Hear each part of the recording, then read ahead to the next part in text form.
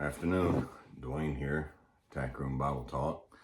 I haven't been on here in probably close to a month because I just haven't really had anything on my heart to say, and I've been very busy. But I've had something on my heart for the last few days and kind of getting my thoughts together. And so I'm here in the tack shed and had the air conditioner running most of the day trying to get the humidity out here. I got worried about my books and my saddles. We're starting to get some mold on them, and so it's nice and cool here in the moment. So we're going to sit here and talk to you. Things have been pretty crazy in the world in the last month,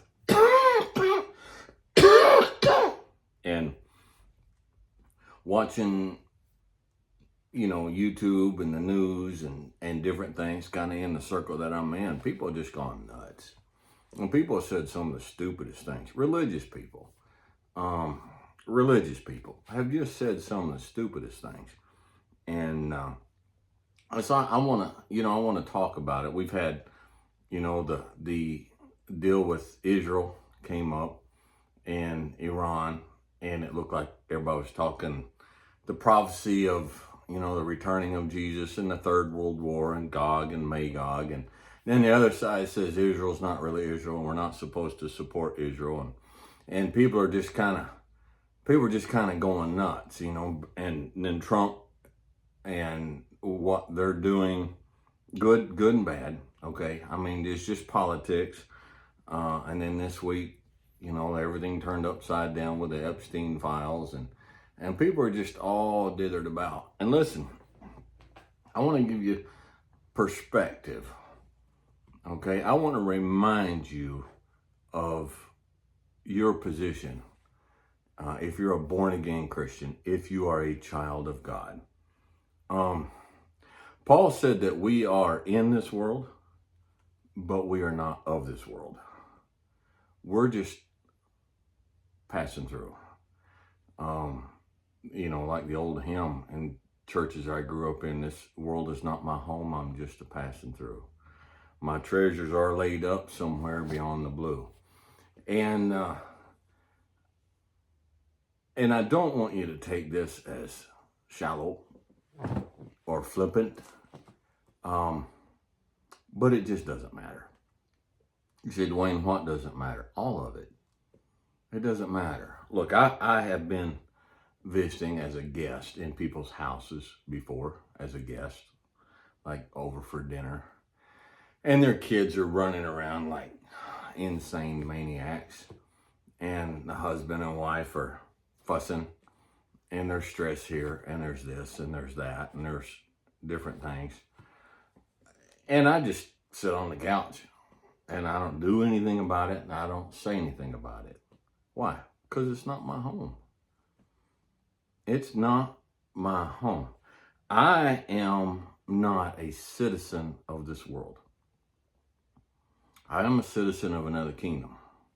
And I haven't gotten there yet, but I'm headed there. And so there's no reason for me to get all ginned up about the state and the condition of this kingdom, because although a lot of people don't understand and they don't agree with it, the truth is the devil is the god of this world. The Bible is very clear about that. It says it very plainly, very clearly. Now there's this whole Jesus is king going around, but if you don't know, if you're not aware, they're saying something other than the simple fact that Jesus is king. All right, Jesus is king is the Black Lives Matter of the religious world. They're saying something else totally different, okay? And Jesus is not king of this world.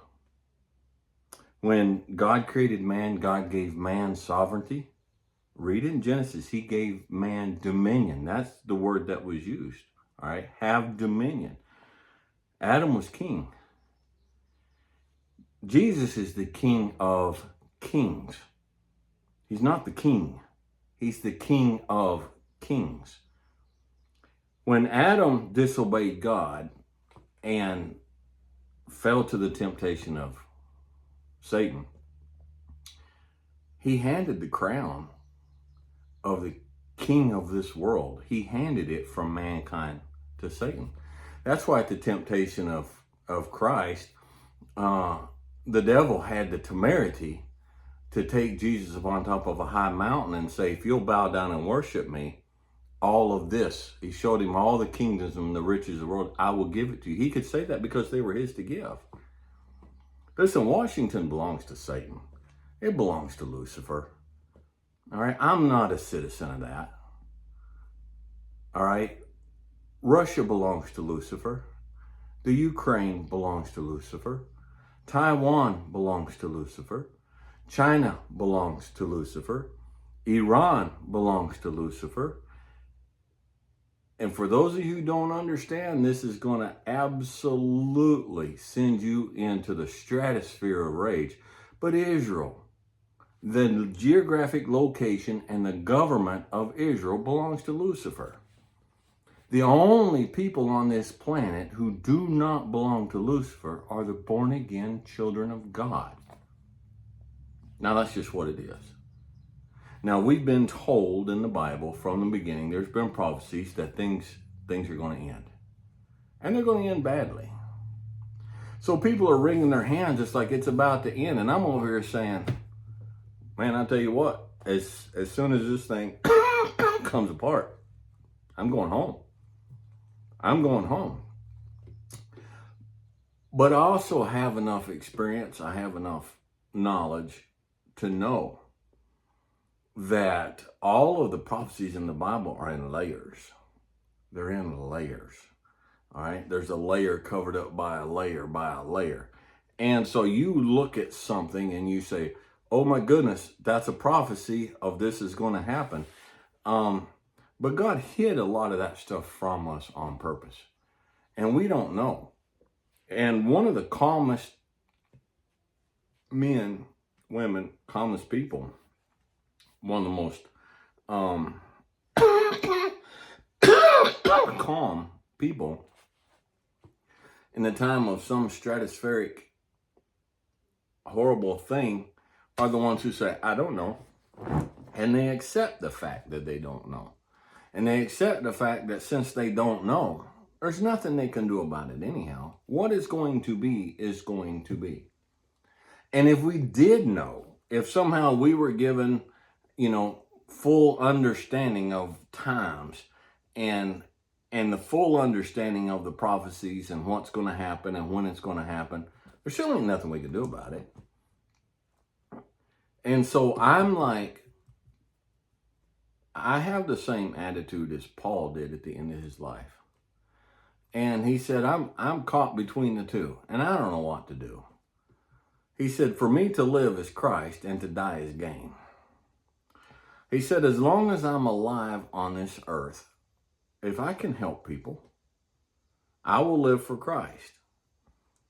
And he said, but if I die, I'm done with all this. And I get to pass through that curtain and move on to the other side. And that's gain. He said, but I know it's good for you that I stay here for a while because it's helping you, it's teaching you, it's comforting you, it's strengthening you. So he said, I'll be here for a while longer.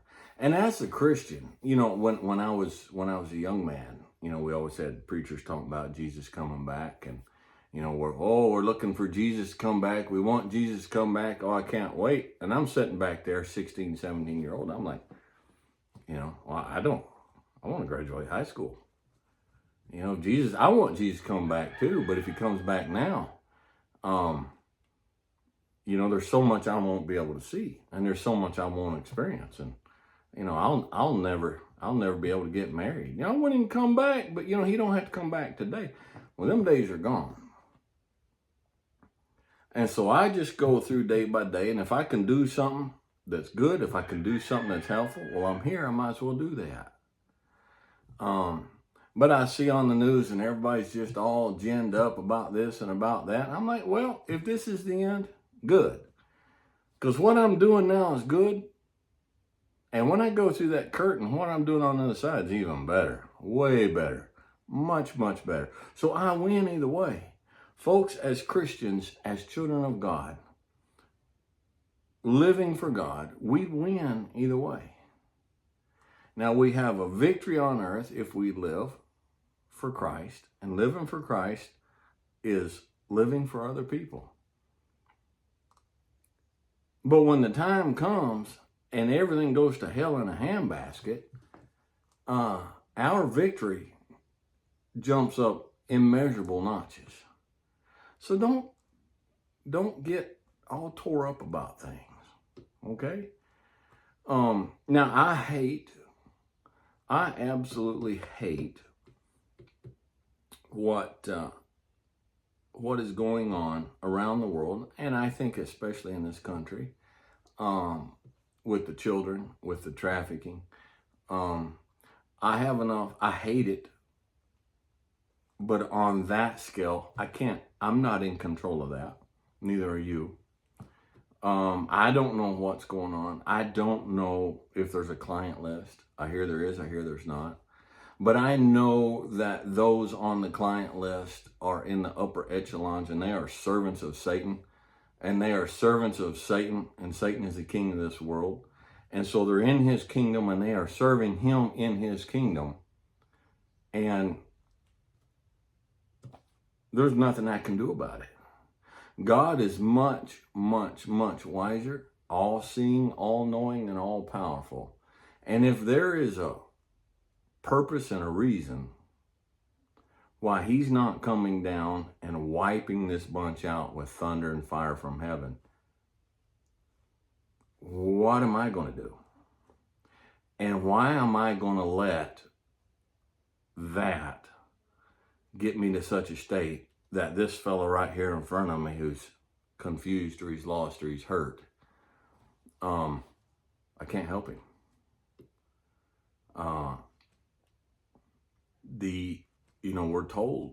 We're told in the last days that things are going to get bad. Things are bad. They are bad. You say, well, Dwayne, things are bad. Yeah, but bad is relative. Do you understand that? Bad is relative. Now, if we go out on horseback and, I've got my, 7-year-old granddaughter, and I got a couple of horses that when they get up into a trot, they're not real smooth, and they'll kind of launch themselves. And I've had students, the horse gets up into a trot and they're like, oh, my horse just bucked. And I'm like, horse didn't buck. That horse just did a rough transition into a trot. To them, it was bad. To me, that's not bad. When my horse rough transitions from a walk into a trot with kind of a lunge and they kind of come up in the back end, that's not bad. But that doesn't mean it's not bad to that student or to my little grandchild or something, okay? Bad is relative. So we look at things now and we say, man, it's bad. But bad is relative. Bad does not mean it can't get so bad we've never seen such bad. And then the bad is badder and badder until it's the baddest. And then Jesus comes back. Well, if we're all lathered up and frothed up at how things are right now, what are we going to be by the time things really get in a bad state? However they're going to get before we're called out of here. And so stop focusing on Satan's kingdom. All right, just stop. Focus on those around you. I had some corn chips a while ago and they're not agreeing with my tummy. Focus on your relationship with God and focus on those around you that you can help. And quit worrying about the kingdom of Lucifer. All right? We're in this world, but we're not of this world. We're not citizens of this world. And truthfully, we got bigger fish to fry. All right? So I just wanted to give you some encouragement. And I just wanted to tell you, look, I see, okay, Israel's doing this. They're the red heifer. I know about all that. Okay, the red heifer. If Russia comes in here and does this, and Russia joins with this, and then Gog and Magog and Iran and all this and all that. Look, Jesus is still in control, right? Now, Jesus is going to set up his throne in Jerusalem. He's going to do it. It's called Zion. Now, everybody spits on the ground and talks about Zionists. You're missing the whole point. But that's his job. He's the king of that kingdom. That's not our job. It's not our job to sort out who are Jews and who are not Jews. It's not our job to sort out this and to sort out that. He's the king, guys. He can sort that out and he can deal with that. It's not our job. My job is the guy next door. My job is the guy down the street. My job is the lady that writes a letter and says, I'm so confused and I'm lost and I hurt and I don't know what to do. That's my job. All right. What's your job? The people who get the most ginned up about things that are happening around the world that have nothing to do with them, that they can't do anything about, are people who are not occupied where they are. If you're occupied where you are with what you're supposed to do where you are, things around the world that's not your concern, things around the world that Jesus is going to take care of, it just gets smaller and smaller. If you're so focused on where you are and what you're doing for God where you are, the rest of it don't matter. Because one day, Jesus is going to come down and he's going to sort this out anyhow. All right? So let him sort it out. You're living in somebody's house right now. And the kids ain't behaving. Well, they ain't your kids. All right? So when I'm visiting a house like that, there for dinner, I'm like, when my obligation is over, I leave. And them little demon kids and that little shrew of a wife and that narcissistic, bad-mannered husband, they're staying in that house. They're not going to my house. They're staying in that house. And it's not my problem and it's not my responsibility. Well, folks, when we leave this place and we go home, they're not coming with us. When we leave this earth, we leave this house and we go back to our house.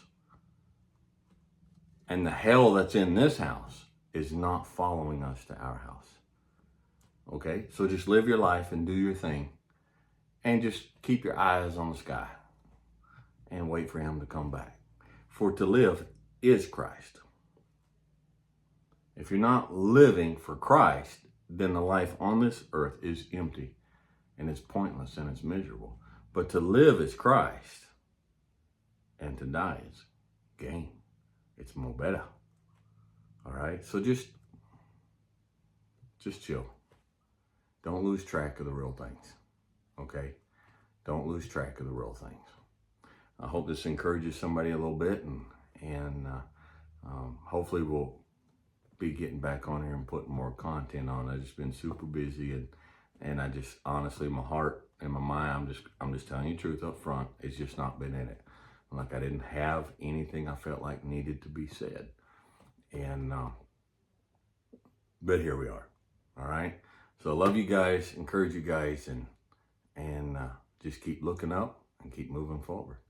And we'll talk to y'all next time.